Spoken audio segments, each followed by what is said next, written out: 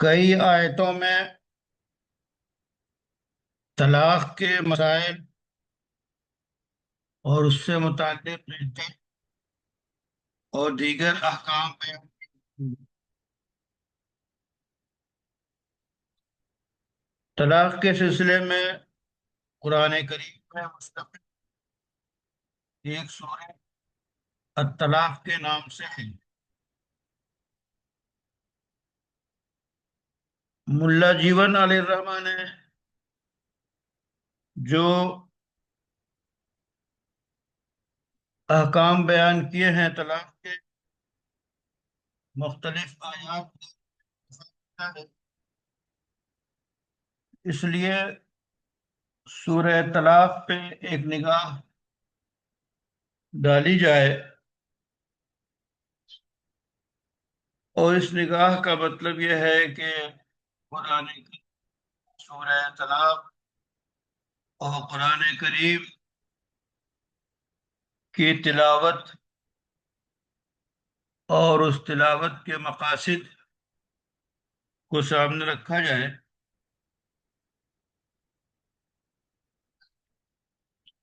تو سورہ طلاق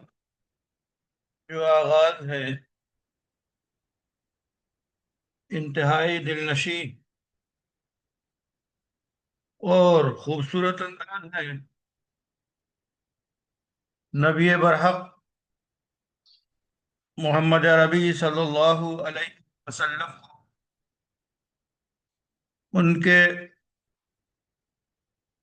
فرد منصبی کے نام سے یاد کیا گیا ہے۔ اعوذ باللہ من الشیطان الرجیم۔ یا ایہا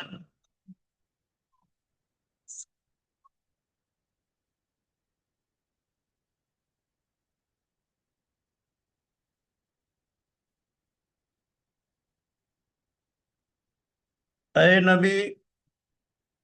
جب آپ لوگ عورتوں کو طلاق دیں تو انہیں ان کی عدت کے لیے طلاق دیا کرو۔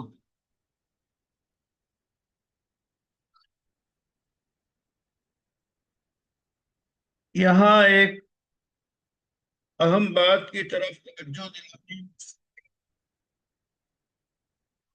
کہ طلاق دینے کے معاملے میں کبھی عجلت اور سرعت یعنی جلد بازی نہ کرو، کہ جو ہی میاں بیوی میں کوئی تنازع، کوئی اختلاف، تو فوراً غصے میں آ کر طلاق دے ڈالے۔ اس سے گریز کرنا چاہیے، اور نکاح کے سلسلے میں ایسے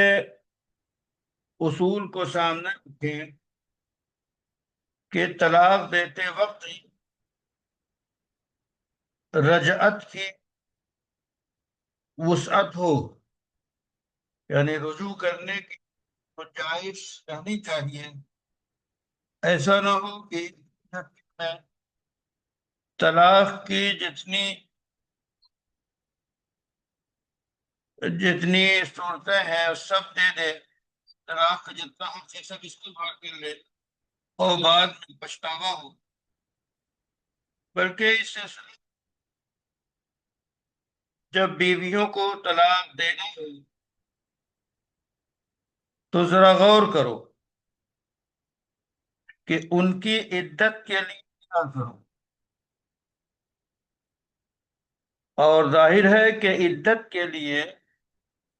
طلاق دینے کے دو مطلب ہیں، اور دونوں ہی یہاں پہ مراد ہے۔ ایک مطلب تو یہ ہے کہ عدت کا آغاز اور شروعات کرنے کے لیے طلاق دو، یا یوں کہیے کہ ایسے وقت میں طلاق دو جس میں ان کی عدت شروع ہوتی ہو، اور اس کا بیان سورہ بقرہ کی آیت 288 میں ہو چکا ہے کہ جس مدخولہ اور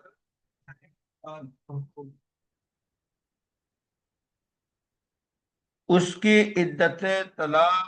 اس کی عدت جو ہے طلاق با تین دورانیہ، یعنی تین ہے آنا ہے۔ جب قرآن کے اس حکم کو آپ مد نظر رکھیں اور اس کو دیکھا جائے تو عدت کا آغاز کرنے کی طلاق دینے کی صورت یقیناً یہی ہو سکتی ہے کہ بیوی کو دورانیہ میں حالت حیض میں طلاق۔ کیوں؟ اس لیے کہ بیوی کی اور مطلقہ کی عدت حیض سے شروع نہیں ہو سکتی جس میں اسے طلاق دی گئی ہو، یعنی جس حال میں طلاق دی گئی ہو اس سے تو عدت کا آغاز نہیں ہو سکتا، چونکہ عدت جو ہے تین حیض ہے۔ اب جس حیض کے دوران طلاق دے دیا تو اس دورانیہ کا اور اس حیض کا شمار نہیں ہوگا، تو اس سے دقت ہوگی۔ اور حیض کی حالت میں طلاق دینے کا مطلب یہ ہے کہ اللہ کے حکم کے خلاف عورت کی عدت جو تین حیض ہے، چار حیض بن جائے گی، چاہے چار حیض بن جائے، ساڑھے تین حیض بن جائے، ظاہر ہے حیض میں تقسیم نہیں ہے، پورا دورانیہ مانا جاتا ہے۔ اب اگر کسی نے حیض کے دوران تو طلاق تو ہو جائے گی، لیکن اس حیض کا شمار عدت میں نہیں ہوگا۔ تو اللہ تعالیٰ نے تین حیض اس کی عدت بنائی ہے، اور آپ نے اگر حیض کی حالت میں طلاق دے دی تو ظاہر ہے کہ یہ اس سے زیادہ عدت کے ایام ہو جائیں گے، تو یہ زیادتی آپ کی طرف سے ہوگی۔ اس لیے اس حکم کا تقاضا بہت واضح ہے کہ عورت کو پاکی کی حالت طلاق دی جائے جس میں شوہر اس سے خلوت نہ کر چکا ہو، یعنی جس پاکی کے دوران خلوت نہ ہوئی اس میں طلاق دی جائے۔ کیوں؟ اس لیے کہ اس صورت میں طلاق دیتے وقت شوہر اور بیوی دونوں میں کسی کو معلوم نہیں ہو سکتا کہ خلوت کے دوران کیا کوئی نمک پایا ہے یا نہیں، یعنی جس طہر میں خلوت کر لی گئی معاشرہ، تو اب اگر اس طہر میں طلاق دیتا ہے ایک مسئلہ اٹھتا ہے کہ اس ملاپ کے نتیجے میں نہ شوہر کو معلوم ہے نہ بیوی کو معلوم ہے کہ حمل ٹھہرا یا نہیں، چونکہ بالکل ابتدائی حصے میں ظاہر ہے کہ پتہ نہیں چلتا۔ اب اگر اس طہر میں جس میں خلوت کی ہے اس میں حمل ٹھہر گیا، بچہ ٹھہر، تو پھر آپ جانتے ہیں کہ اس کی عدت لمبی ہو جائے گی۔ اس وجہ سے عدت کا آغاز اس مفروضے پہ کیا جائے کہ عدت آئندہ حیضوں کے اعتبار سے ہوگی، اور نہ اس مفروضے پہ کیا جا سکتا ہے کہ حاملہ، یعنی ظاہر ہے کہ جس طور میں مباشرت کی گئی ہے تو اب اس کی عدت کیا ہو؟ دو صورتیں ہیں، اگر حمل ٹھہرا ہے تو اس کی عدت جو ہے وہ حاملہ عورت کی عدت ہوگی، اور اگر نہیں ٹھہرا ہے تو پھر 3 حیض اس کی عدت ہوگی۔ اس لیے عدت کا جو حکم ہے اس میں 2 باتوں کا تقاضا ہے۔ ایک تو یہ کہ حیض کی حالت میں عدت، حیض کی حالت میں طلاق نہ دی جائے، دوسرے یہ کہ طلاق جو ہے اس پاکی کی حالت میں دی جائے، اس طہور کی حالت میں دی جائے جس میں خلوت نہ کی گئی ہو، مباشرت نہ کی گئی ہو، یا پھر اس حالت میں جب کہ عورت کا حاملہ ہونا معلوم ہو، یعنی 2 صورتیں ہوں گے، طہور کی حالت میں عدت، اور یہ جو مشہور ہے عوام میں کہ حمل طلاق نہیں ہوتی ہے، بے سروپا ہے، بے بنیاد بات ہے۔ تو آپ اگر غور کریں تو آپ کو احساس ہوگا کہ طلاق پر جو قیدیں لگائی گئی ہیں اس میں اللہ نے بڑی مسخرتیں ہیں۔ حیض کی حالت میں طلاق نہ دی، منفعت و مصلحت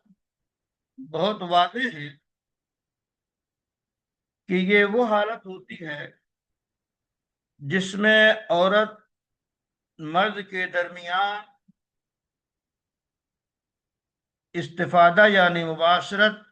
ممنوع ہونے کی وجہ سے ایک طرح کی گویا دوری سی رہتی ہے، بور پیدا ہو جاتا ہے۔ اور اگر آپ میڈیکل سائنس کی روشنی میں طبی حیثیت سے غور کریں تو اس سے ثابت ہے کہ اس دورانیے کے خاتون کا مزاج معتدل ہوتا، معقول پر ہوتا۔ اس لیے اگر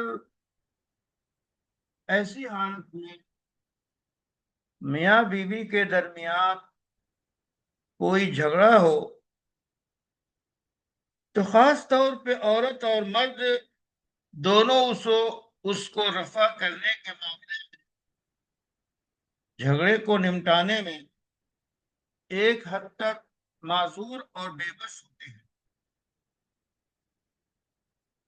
اور جھگڑے کی وجہ سے طلاق نمٹانے کے بجائے اگر عورت کے اس دورانیہ یعنی حیض سے فارغ ہونے تک کا انتظار کر لیا جائے تو اس بات کا کافی امکان ہے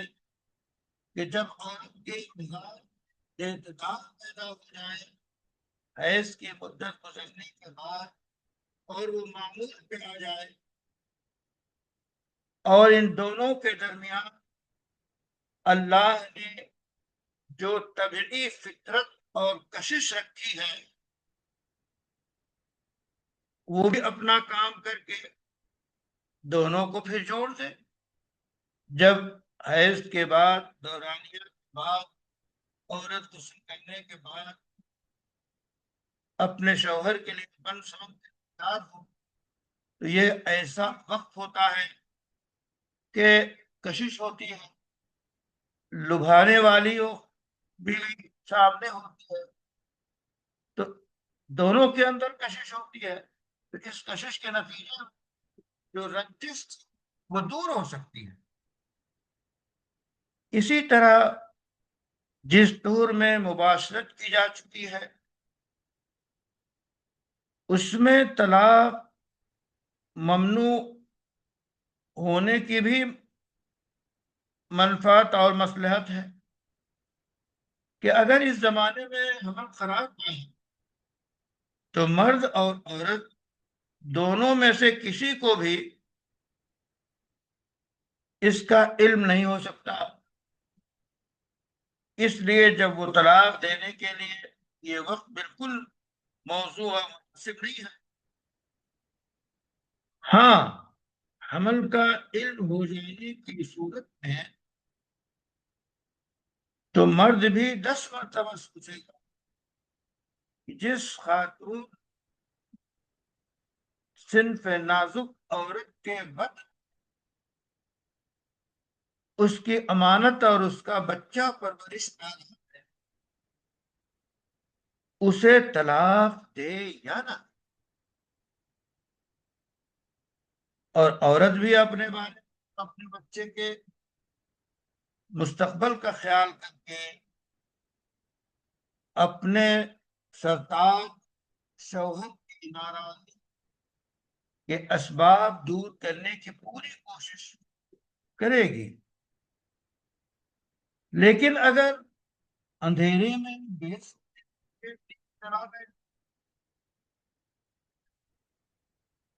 اس کے بعد معلوم ہوا کہ ان دونوں کا ہیرا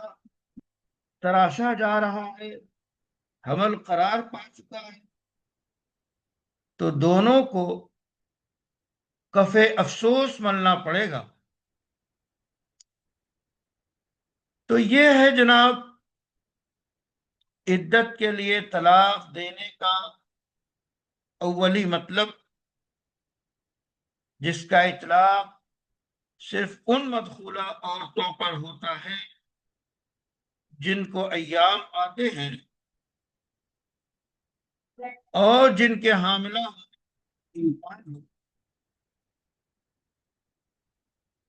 اب اگر آپ غور کریں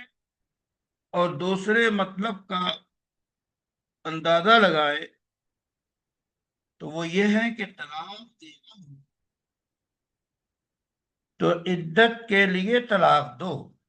کیا مطلب؟ یعنی بیک وقت 3 طلاق دے کر ہمیشہ کی علیحدگی کے لیے طلاق نہ دو، بلکہ ایک حد سے حد 2 طلاقیں دے کر عدت کا انتظار کیجیے، تاکہ اس مدت میں ہر وقت آپ کے لیے رجعت کی اور رجوع کرنے کی گنجائش باقی رہے۔ اس کے لحاظ سے یہ حکم ان مدخولہ عورتوں کے معاملے میں بھی مفید ہے جن کو حیض آتا ہو، اور ان معاملے میں بھی مفید ہے حیض بند ہو گیا یا جنہیں ابھی حیض آنا شروع نہ ہوا ہو، یا جن کا طلاق کے وقت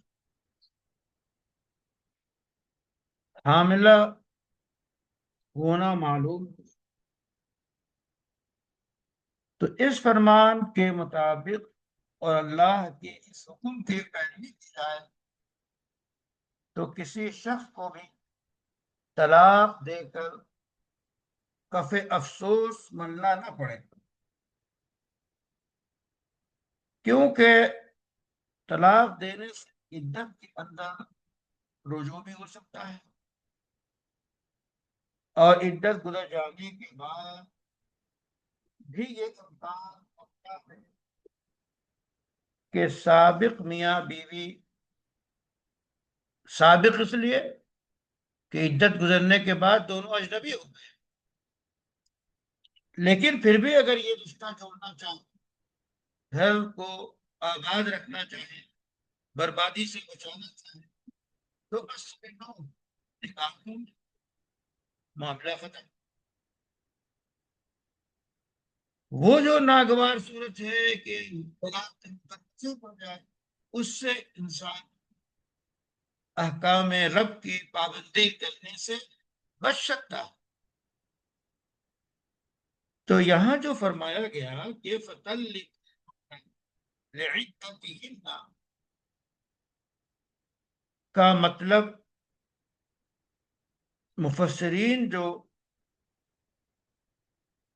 اہم ہیں انہوں نے یہ بیان کیے ہیں۔ سیدنا عبداللہ ابن عباس رضی اللہ تعالی عنہما کی اس کی تفسیر میں وہ فرماتے ہیں کہ طلاق حیض کی حالت میں نہ دی جائے اور نہ اس پاکی کی حالت میں دی جائے جس کے اندر شوہر خلوت و معاشرت کر چکا، بلکہ چھوڑے رکھے یہاں تک کہ حیض سے فارغ ہو کر وہ طاہر ہو جائے۔ اب دیکھیے، جلد بازی میں طلاق دینی ہے تو اب یہ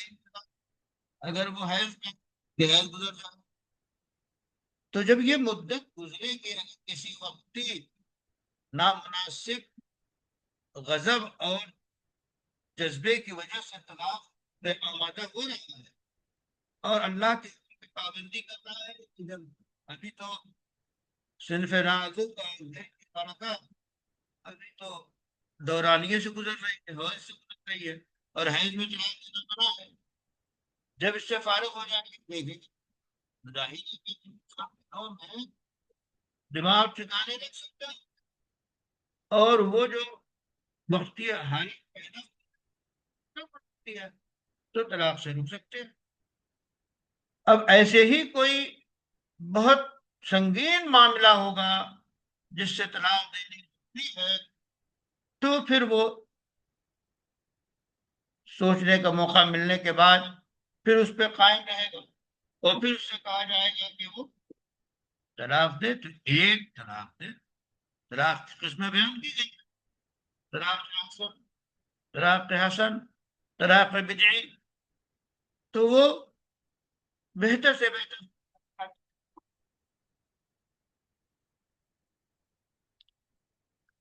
تو اب اگر طور کے میں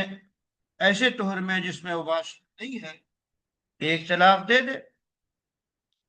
تو اس صورت میں اگر وہ رجوع نہ بھی کرے، یعنی طلاق رجعی میں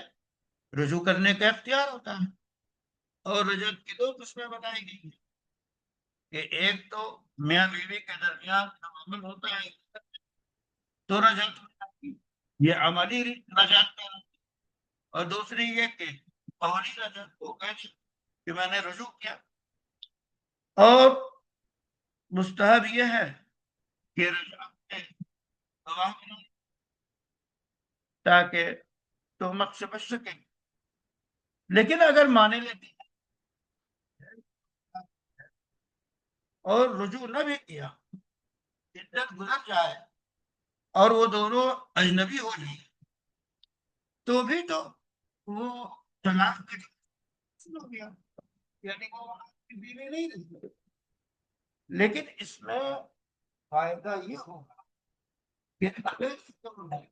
پچھتانے لگے گزر جانے کے بعد، اجنبی بن جانے کے بعد، پھر اپناپن کی صورت اگر وہ نکالتے ہیں تو وہ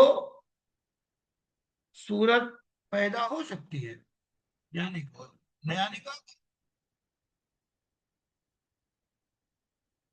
اسی طرح سیدنا عبداللہ آتے ہیں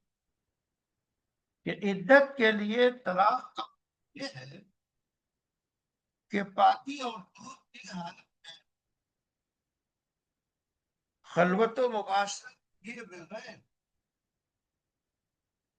طلاق دی جائے،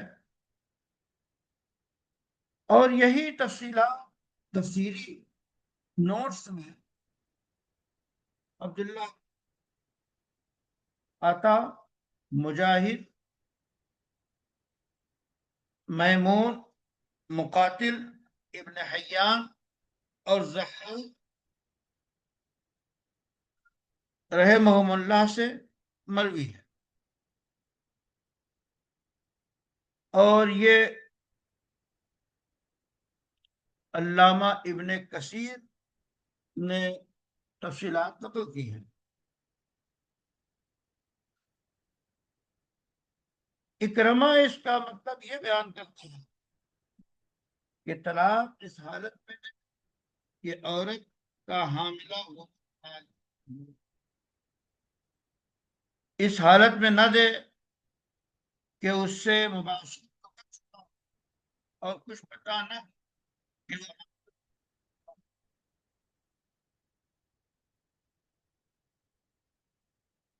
اس سلسلے میں اور بھی مفسرین نقل کرتے ہیں کہ طہر کی حالت میں مباشرت طلاق دی جائے یا پھر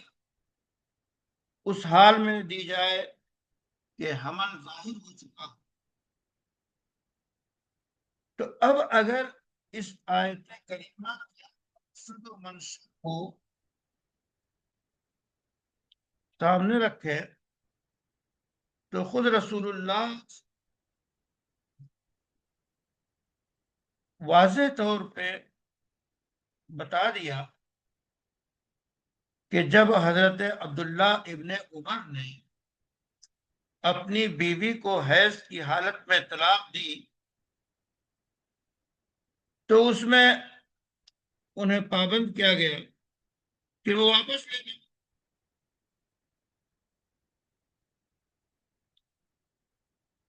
اور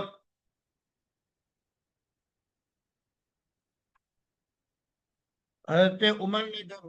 رسول اللہ صلی اللہ علیہ وسلم فدا کے سامنے صاحبزادے کے اس بات کا ذکر کیا تو آپ سے ایسے دن سخت ناراض ہوئے اور فرمایا کہ اسے حکم دو کہ بیوی کی طرف رجوع کرے اور اپنی زوجیت میں رکھے یہاں تک کہ وہ پاک ہو جائے، پھر اسے حیض آئے اور اس سے فارغ ہو کر وہ پاک ہو جائے تو اس کے بعد اگر طلاق دینا چاہے تو پاکی کی حالت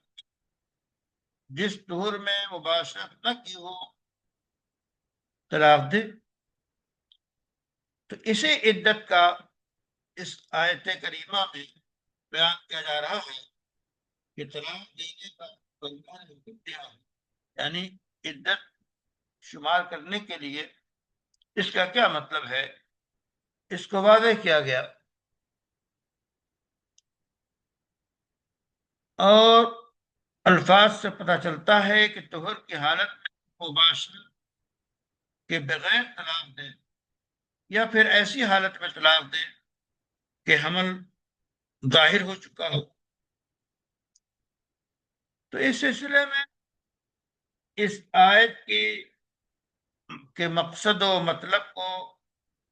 سمجھنے کے لیے مختلف احادیث سے اس سے روشنی پڑتی ہے۔ لِتُبَيِّنَ لِلنَّاسِ رسول اللہ صلی اللہ علیہ وسلم فرامین الہیہ کی توضیح و تشریح کے لیے آپ مختلف احکام کو بیان کرتے ہیں، تو احادیث اور آیات قرآنیہ کا متن اور شرح کا جیسا رشتہ ہے، اور اس سلسلے میں بہت سی احادیث نقل کی گئی ہیں کہ ایک شخص نے اپنی بیوی کو بیک وقت 3 طلاقیں دے ڈالی، حضور اکرم صلی اللہ علیہ وسلم غصے میں غضب میں آ کر کھڑے ہوئے اور فرما دیا ایلعب بکتاب اللہ وغیرہ،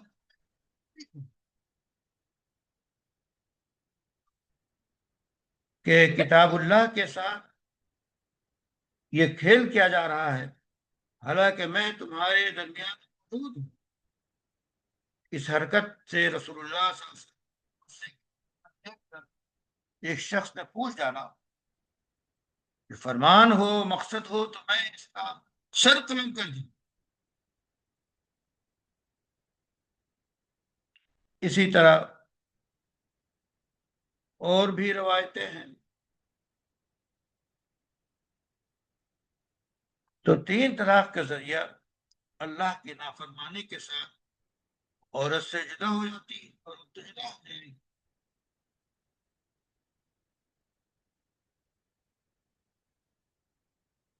اور اس سلسلے میں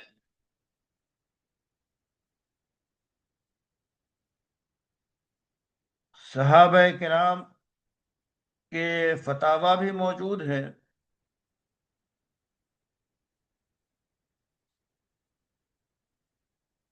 ابن مسعود سے پوچھا گیا پھر اس پر تمہیں کیا فتویٰ دیا؟ تو ان کا مجھ سے کہا کہ آپ نے فرمایا لوگوں نے سچ کہا، مسئلہ تو یہی ہے۔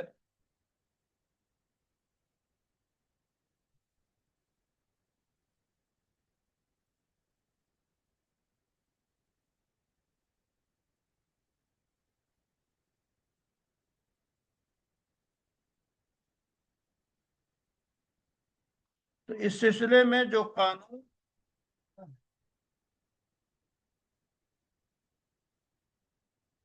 وہ بہت واضح ہے۔ علماء احناف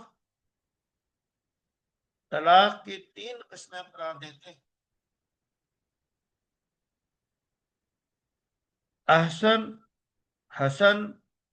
بدعی۔ احسن طلاق یہ ہے کہ آدمی اپنی بیوی کو ایسے طور میں جس کے مباشرت نہ کی ہو، صرف ایک طلاق دے کر عدت گزر جانے کی طلاق کہ ہر طور میں ایک ایک طلاق دی۔ اس صورت میں 3 طہروں میں 3 طلاق دینا بھی سنت کے خلاف نہیں ہے،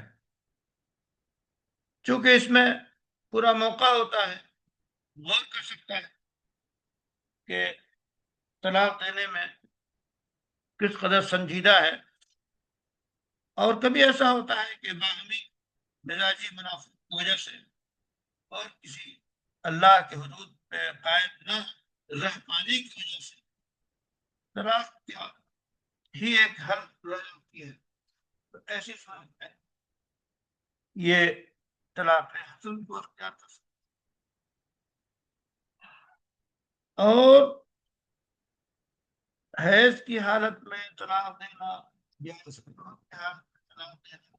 جسے وہ معاشرت کر چکا ہو، تو جو بھی یہ عمل ہے اس سے یہ طلاق دینے والا گنہگار ہوگا۔ اور یہی حکم اس مدخولہ عورت کا ہے جس حیض آتا ہو۔ غیر مدخولہ عورت تو اس سنت کے مطابق طہر اور حیض دونوں حالتوں میں طلاق دی جا سکتی ہے جس سے رخصتی نہ ہوئی ہو۔ اور اگر عورت ایسی مدخولہ ہے جسے یا ابھی شروع ہی نہ ہوا ہو تو اس سے معاشرت کر سکتی ہے، کیونکہ حاملہ ہونے کے امکانات نہیں ہیں، تو مباشرت کے بعد بھی طلاق دی جا سکتی ہے کیونکہ اس کا حاملہ ہونا نہ معلوم ہے۔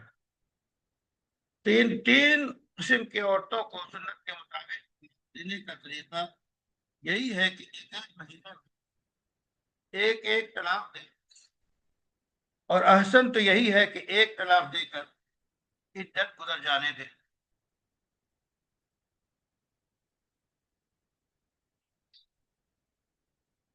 یہ کچھ تفصیلات طلاق کی، سورہ طلاق کے سلسلے میں کی گئی۔